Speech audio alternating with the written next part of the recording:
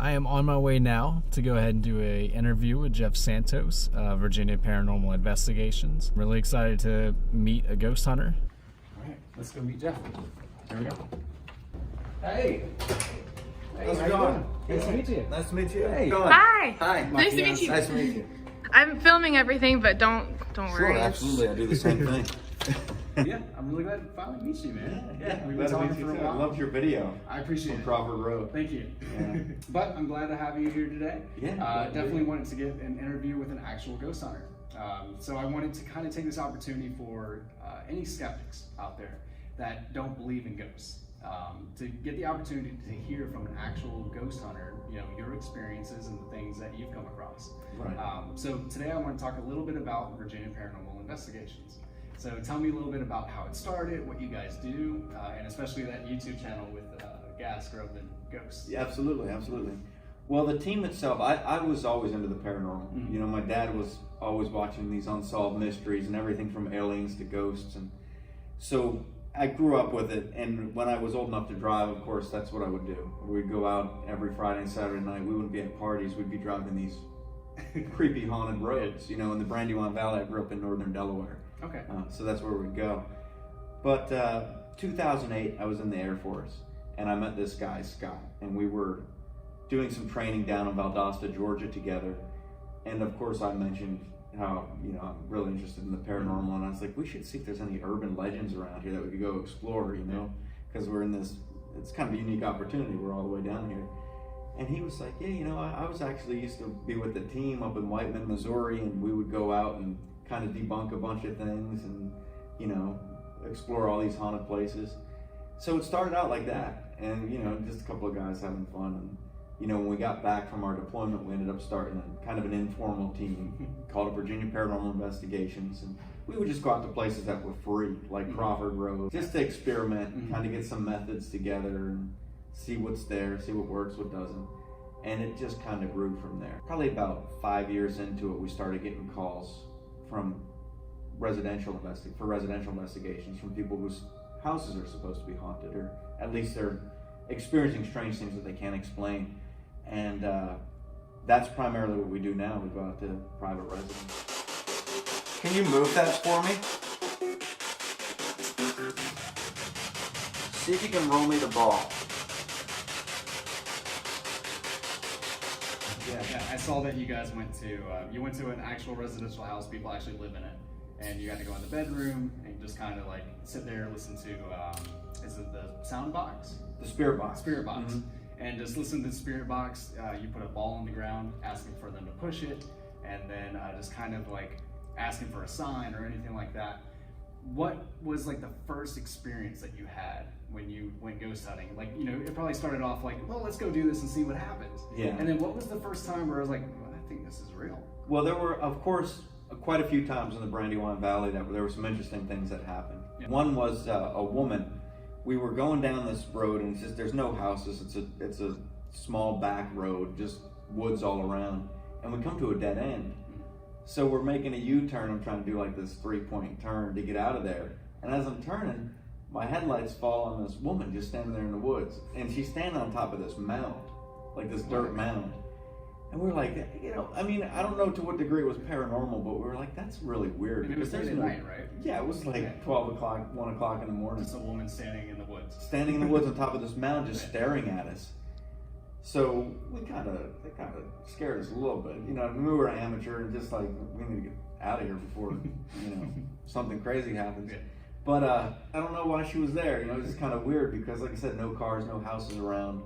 And then there was another incident. We were driving down and we saw someone, a girl walking along the side of the road. And with my friend, he was a skeptic. And I was like, that's probably a ghost. Because what else is she doing out here at 2 o'clock in the morning, walking along this long country road? Once again, no houses around, just fields. Yeah. Like getting hitching rides. Right. Yeah. And she didn't look like that. I mean, she looked like a regular girl carrying a backpack. Mm-hmm. And I was like, I bet if we turn around right now, she's not there. So he's like, go ahead. So I turned around, and sure enough, we drove up that road. She wasn't there. Really, it's not like on TV. You watch these TV shows, and every time they go somewhere, all hell's breaking loose. Mm-hmm. It's like, oh my God, what was that? They touched me, yeah. Right. Mm-hmm. And I can probably count on one hand the amount of times I've seen an actual figure or something that definite, and that was one of the places. No, I don't think I've ever been really a skeptic. Yeah. I've always just believed there was more out there. Now, when you do your investigations, like say you do like a residential place, do you go into it thinking, let's go ahead and let's find a ghost or find what this thing is, or do you go in thinking, well, maybe it's just the pipes, maybe it's just this or this? What is your mindset when you go into a residential type haunting?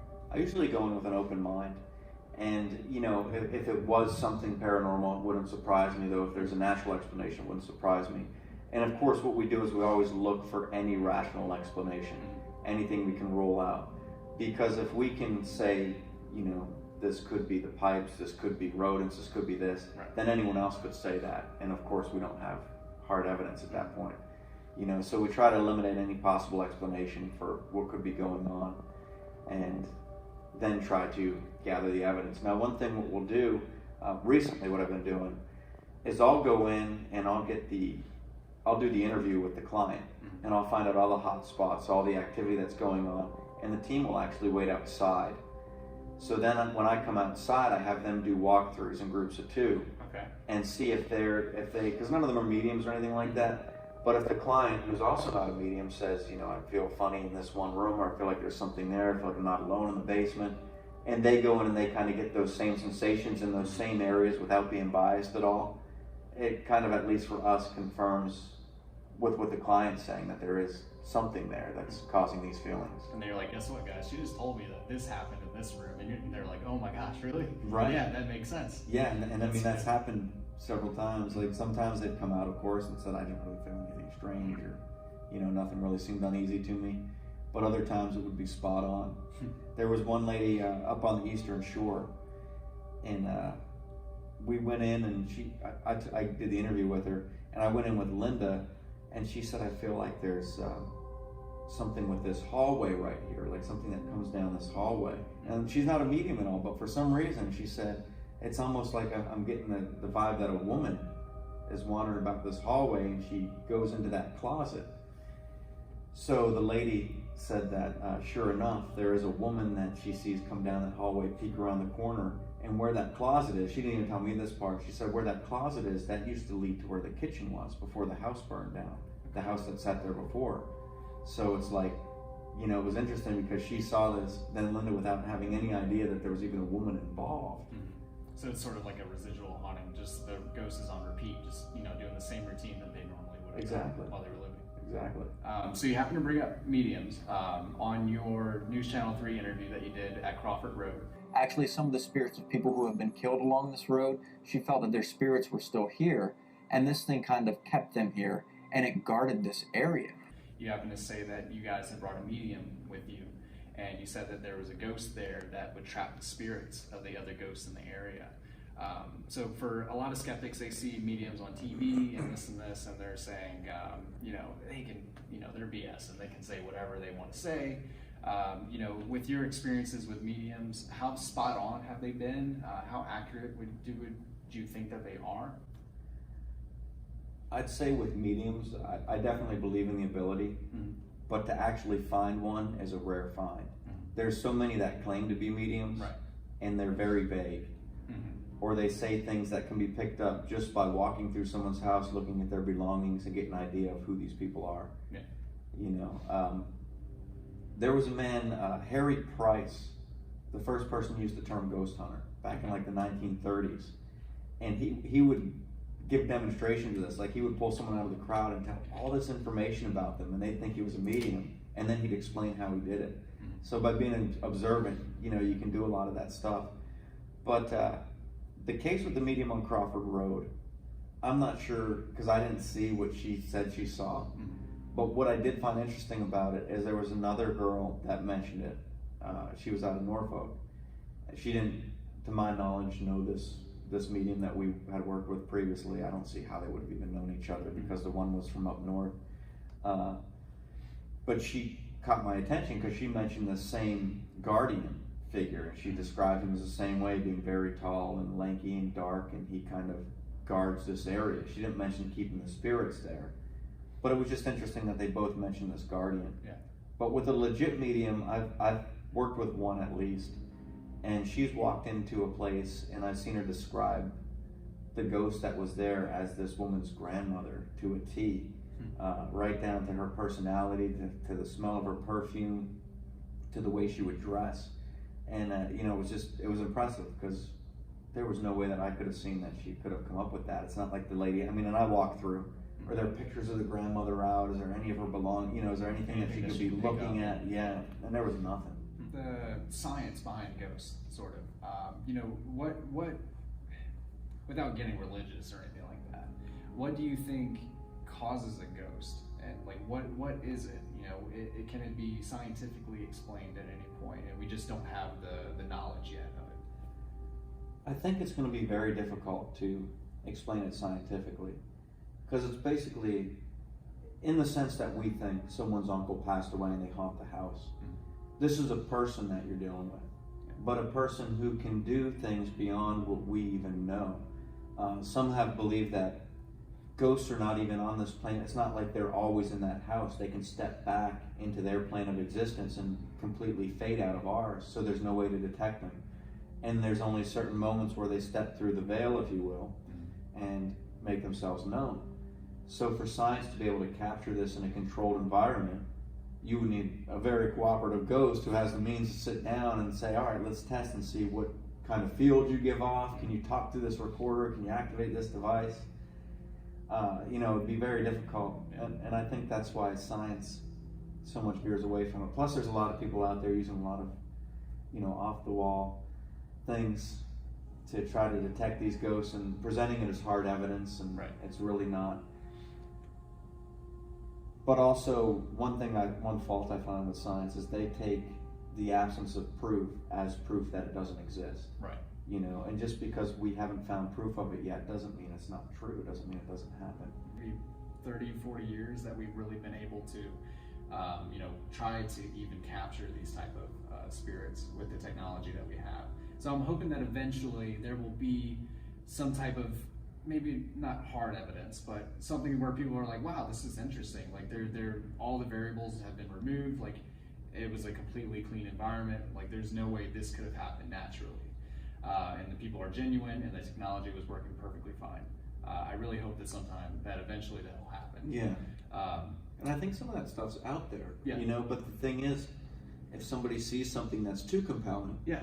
they're like, oh, that's good Photoshop. It's you know what I mean? Photoshop, yeah. So I kind of want to take a look at a few pictures that I found, some famous like ghost pictures. Sure. And I kind of want to get your thoughts on it. So this picture right here was taken. They do ghost tours, and this tour guide was leading them down into the basement underneath the dining hall, and they were just taking random pictures as they're going through. And this picture captures a little girl in pink. I can see her right there to the left. She was not there. Well, I'd have to say two things, I guess. First, I would just want to see, just to compare, a picture from this same angle that was clear, like a second picture. I looked at that and I immediately saw the girl there. But I would just want to rule out any possibility of anything else, especially with the camera being slightly blurry. You can see by the light switches and such, it's kind of in motion when the picture's taken. I would just want to make sure that there's nothing there at the end of that table, no kind of plant or anything else that could possibly be causing us to matrix. Because I've had that happen in looking through pictures where we would look at a picture and we'd say, wow, it looks like there's something in this picture.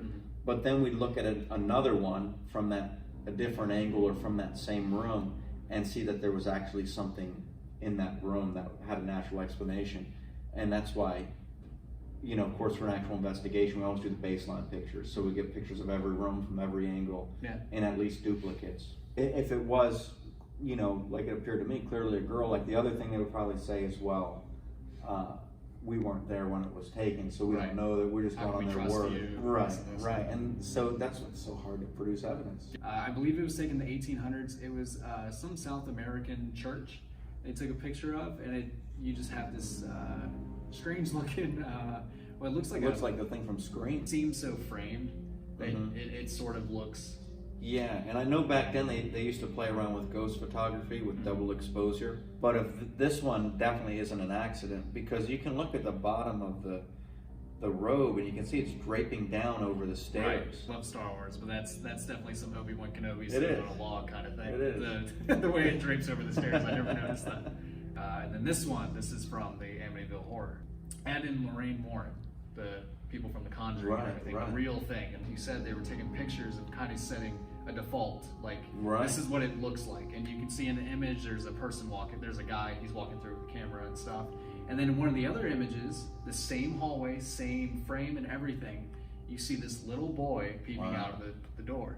And if you compare the image to this little boy and the actual boy, I believe he was like DeFeo Jr., Right. looks exactly like him. There's no explanation for that. The only thing people can say when they look at it is, once again, how do we know? One of the things that you see from skeptics is, yeah, you know, we weren't there, and the whole point of ghost hunters going there is to find something. Right. But most of the time, I've gone on at least a dozen, and only 3 times have I ever got even an EVP out of hours of being there That's exactly right. for just Yeah. 2 seconds of a voice. Right, right. And we started doing where we would, you know, if we can, we'd spend the whole night at the place. Yeah. Because it's like seeing a shooting star. You know, you go out for an hour, you might not see one, but if you stay out in your yard the whole night, you have a better chance of catching something. Mhm. Yeah, and this one I think is one that they were never able to debunk, the brown lady. Yeah. They were never able to, I mean, they've had experts look at this.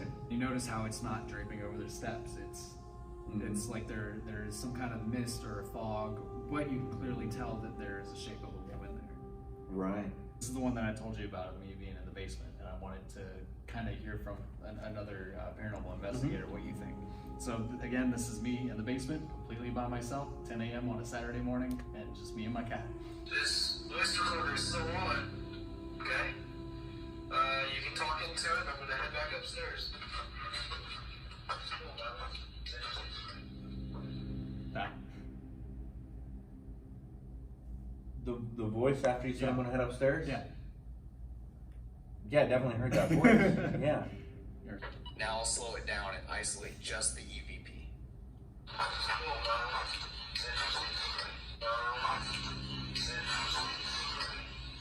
Huh. Now I'll slow it Okay. down and isolate just the Oh, that's, yeah, it does It's- sound, it almost sounds like it's got some kind of accent. But that was the thing that I was like, wow, this is real. And then so after that, I've always wanted to try to recreate that or get something else like that. So I've only gotten 2 other things since then, but they're not as clear as that is. Right, right. So we're talking about evidence. You know, do you think that orbs can be some kind of evidence for spirits? I know a lot of skeptics will say, oh, that's, you know, dust or, you know, a bug or something like that. What can you, by looking at an image, what can you tell the difference between what's dust, what's a bug, and what's an orb? Well, the paranormal orbs are ones that emit their own light, and they've even been seen with the naked eye, like without a camera, without being a picture. You know, I've heard people talking about. I've had cases where one lady said it would come out of the bedroom and she'd see it literally floating across the living room into the fireplace. Now there are, of course, the environmental factors when you're taking the pictures, because especially with a lot of people using iPhones and such to take pictures, the proximity, the flash to the lens is a lot closer, the lens is a lot smaller. So a lot of times it will get more natural orbs. It will, you know, if you're outside in the summer, you get a lot of bugs that'll appear as orbs, and if it's damp in the air, you can get these water molecules, water particles that appear as orbs.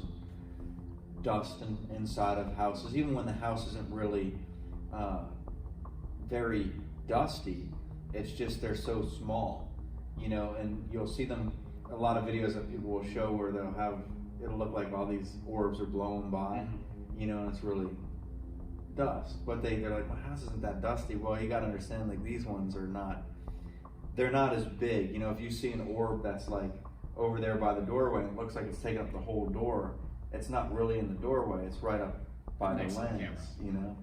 So, but there are a lot of ones that appear differently than the bugs, the dust, the water molecules. You know, look for the nucleus of the orb, the center of it, and is it indeed giving off its own, you know, does it Light. seem to be giving off its own luminescence? And I noticed with some orbs, you can tell if it's dust or anything like that because it looks like almost like snow coming across. While orbs, you'll kind of see like a UFO.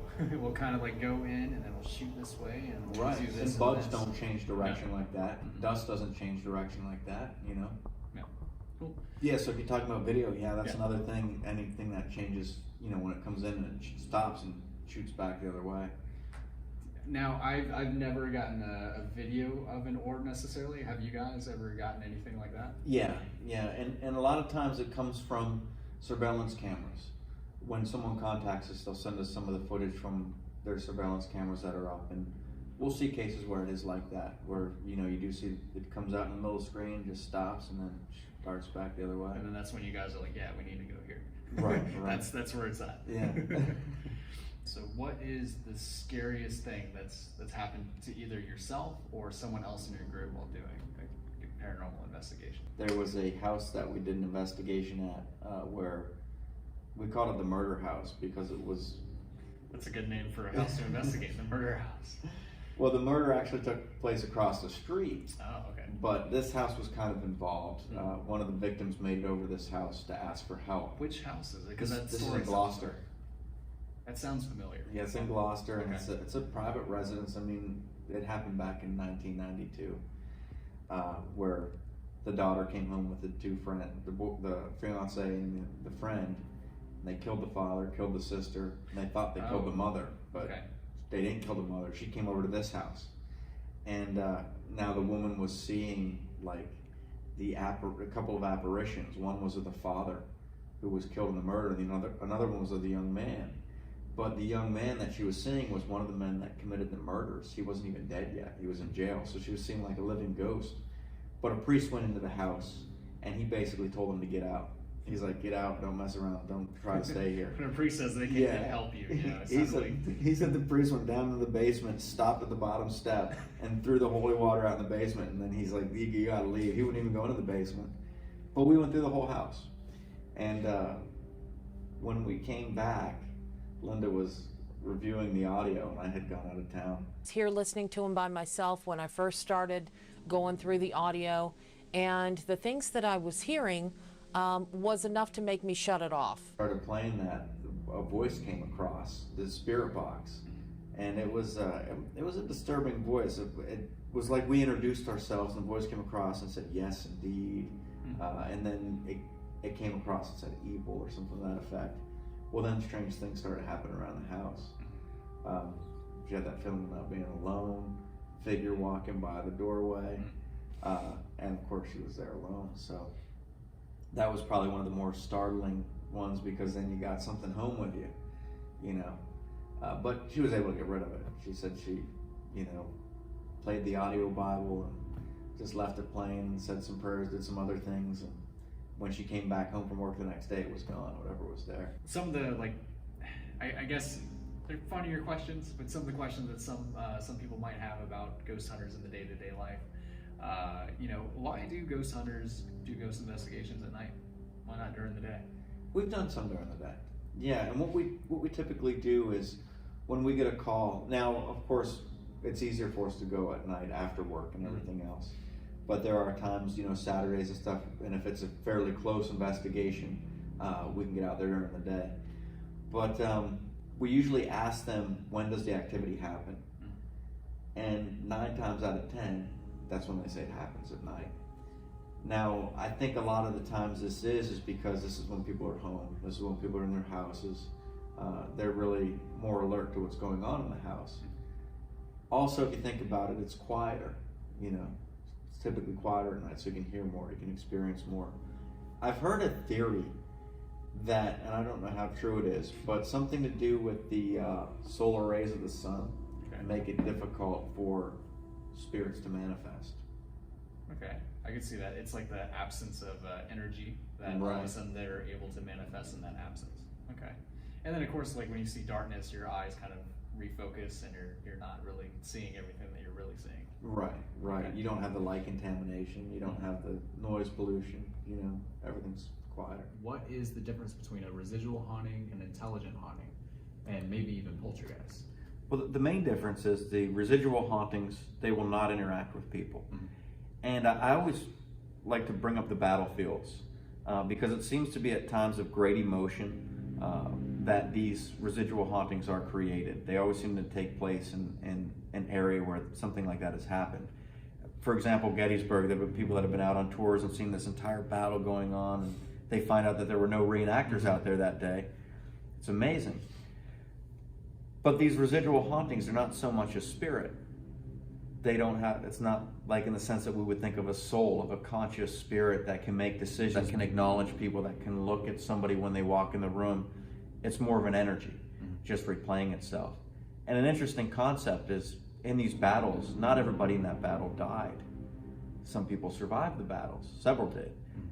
Hypothetically speaking, they could go back to that battle scene a couple years later and see a residual haunting of themselves. Right. Because it's just the emotion, the energy that was left on that field. Right, right. Same with ghost ships or any kind of vehicles or objects that seem to appear. It would be the same thing because, you know, a ship doesn't have a soul. Yeah. Same thing at my parents' house. My grandfather used to smoke tobacco pipe a lot. And so every once in a while you walk around the house and smell tobacco pipe, which is pretty interesting. So I think that would kind of fall in that category of a residual. Absolutely. Sights, smells, sounds. It doesn't necessarily just have to be an apparition. Starting out ghost hunting, what are some good places to go to? Not necessarily in the Hampton Roads area, but some other places that's a good starting point for them.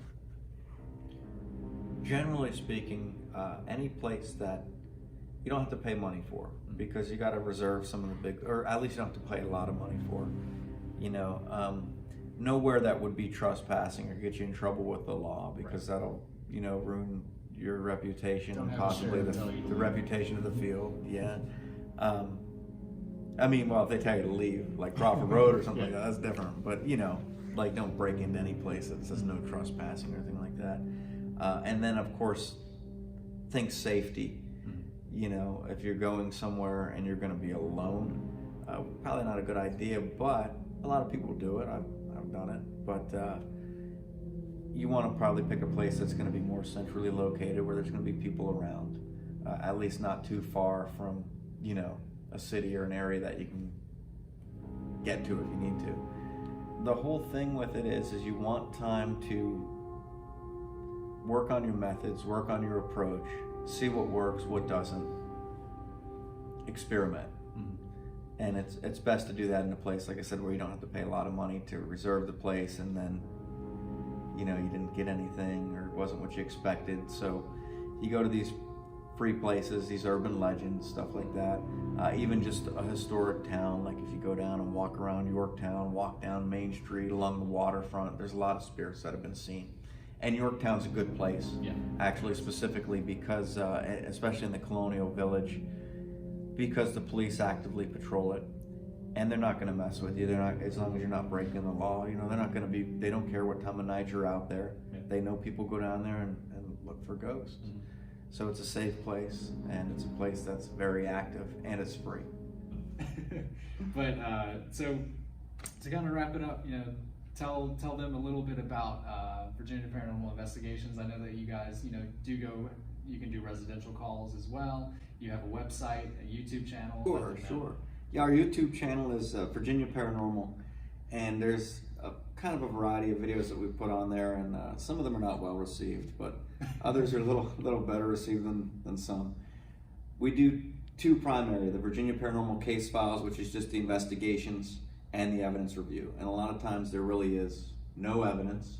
We still present the case just so people can see how we do an investigation and what the claims are. And then the Gas Grubbing Ghost is basically just kind of like a vlog of the entire weekend. Everywhere we stop along the way, random conversations along the way.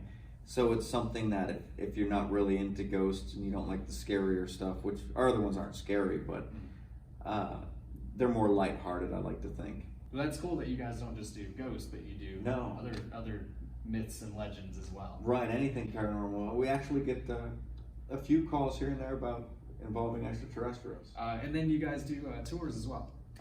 Where can they find you for the tours? Yeah, Yorktown Ghost Walks, yorktownghostwalks.com. I give the tours down there. I wrote the Ghost of Yorktown, the book, and then the tours just kind of came naturally after that. Well, thank you so much for coming in Yeah. today. Thanks for I having me. appreciate it. Thank you so much. And so check out Jeff Santos and his whole team with Virginia Paranormal Investigations. Check out his YouTube channel, Virginia Paranormal. Thanks, guys.